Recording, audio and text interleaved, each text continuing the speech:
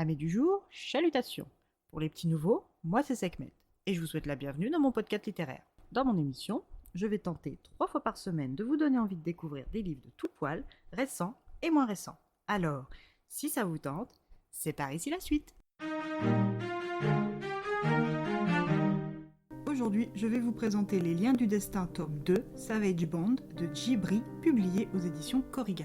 Dans ce nouveau tome, Les Liens du Destin, nous allons retrouver Holly et ses liens. Et si vous n'avez pas encore terminé votre lecture de Broken Bones, vous risquez d'être spoilé, alors c'est à vous de décider. Oleander Fallows est parti sans prévenir ses liens pour sauver sa meilleure amie Sage Benson, kidnappée par la Résistance. Atlas Basinger, Gabe Arden et Griffon Shore lui ont emboîté le pas et ont pu, à leur grande surprise, constater qu'elle est loin d'être un lien du sang dénoué de dons, bien au contraire. Avec ses capacités neuro, Holly peut stopper n'importe quel adversaire ou presque.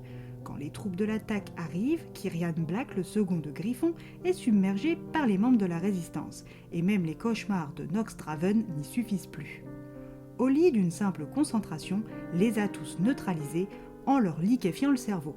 Quand Sage est sauve et que le camp de la Résistance est sous contrôle, il est temps pour Holly d'affronter Nox Draven, son lien, son geôlier, son référent, depuis qu'elle a été ramenée de force auprès de son cercle. Heureusement pour elle, Gabe, Atlas sont de son côté et ont plus ou moins deviné les raisons de sa fuite il y a 5 ans. Griffon, quant à lui, pressent plus qu'il ne sait, mais va tout de même lui apporter son soutien face au chef du cercle. Holly doit lui cacher le plus d'informations possible si elle veut continuer à les protéger de son passé. Ses forces l'abandonnent et elle sombre dans les limbes. Quand elle reprend ses esprits, 48 heures se sont écoulées, elle est allongée dans le lit de Norse, dans un pyjama en soie, entourée de tous ses liens. La confrontation avec Norse se passe mieux que prévu, et elle peut reprendre ses quartiers dans le manoir Draven. Holly est épuisée par l'utilisation de ses capacités de guérisseuse qui se sont échappées d'elle dans l'avion du retour, et par le stress lié à ce sauvetage ayant révélé sa nature à ses liens. Il va lui falloir redoubler de vigilance si elle ne veut pas les exposer plus que de raison. Malheureusement pour elle, Atlas est toujours près d'elle, ce qui titille agréablement son lien intérieur.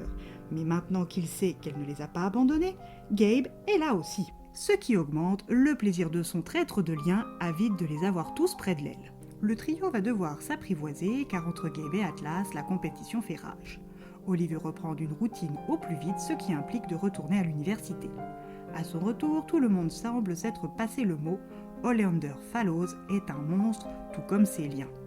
Holly est habituée à être rudoyée et malmenée depuis son arrivée, mais elle, et surtout son lien, sont très mécontents que ses liens soient aussi dans le viseur.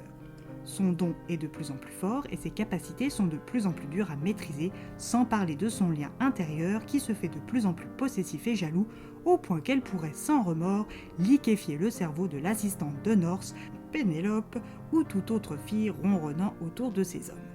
Pour l'aider, Atlas et Gabe lui fournissent des affaires portées par ses liens. Ils lui ont refait son lit avec du linge volé dans les lits, mais pour ce soir, cela n'aura pas suffi. Son lien intérieur exige plus. Et lors d'une énième confrontation avec eux 5, elle se jette littéralement sur Nox et se love sur ses genoux. Nox, qui tout comme elle peine à maîtriser son don, la repousse et c'est Norse qui prend la relève et finit par la calmer. Griffon, qui est un neuro à la capacité de manipuler les ondes cérébrales et les transmetteurs cérébraux, est devenu incapable de l'endormir tant elle est devenue puissante. Si elle s'obstine à refuser de leur en dire plus sur son don, son passé, ses raisons, ils vont devoir contourner et essayer de lui faire confiance. Norse, en chef de famille, va devoir redoubler de créativité pour aider leurs liens du centre et continuer de tenir éloignées les menaces du Conseil qui ont peur de son cercle et de sa puissance, tout en l'accusant de faiblesse par l'absence de complément du cercle avec Holly. Pour lui permettre d'apaiser son lien, elle va devoir partager ses nuits avec ses liens à tour de rôle. Elle qui veut à tout prix garder ses distances émotionnelles avec eux va être obligée de faire des concessions. Car ce n'est définitivement pas son lien intérieur qui va l'aider, bien au contraire. Sa première nuit avec chacun d'eux risque de lui réserver bien des surprises. Alors saura-t-elle se retenir une fois lovée dans leurs bras musclés et collés à leur corps tout chaud ? Complétera-t-elle le cercle avec l'un d'entre eux, au risque de voir ses pouvoirs et son don augmenter ? La résistance remettra-t-elle la main sur elle ? Pourra-t-elle les protéger de lui, comme elle cherche à le faire depuis 5 ans déjà ? Que leur cache-t-elle vraiment ? À vous de chercher les réponses dans les pages de ce tome 2.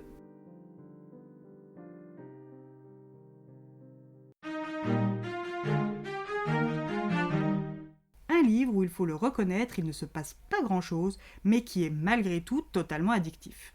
Et bien voilà, j'en ai fini pour aujourd'hui. J'espère que cet épisode vous aura plu et vous aura donné des nouvelles idées de lecture. Si vous souhaitez découvrir d'autres petits bonbons littéraires tout droit sortis de ma bibliothèque, je vous retrouve le jeudi 7 novembre prochain pour un nouvel épisode.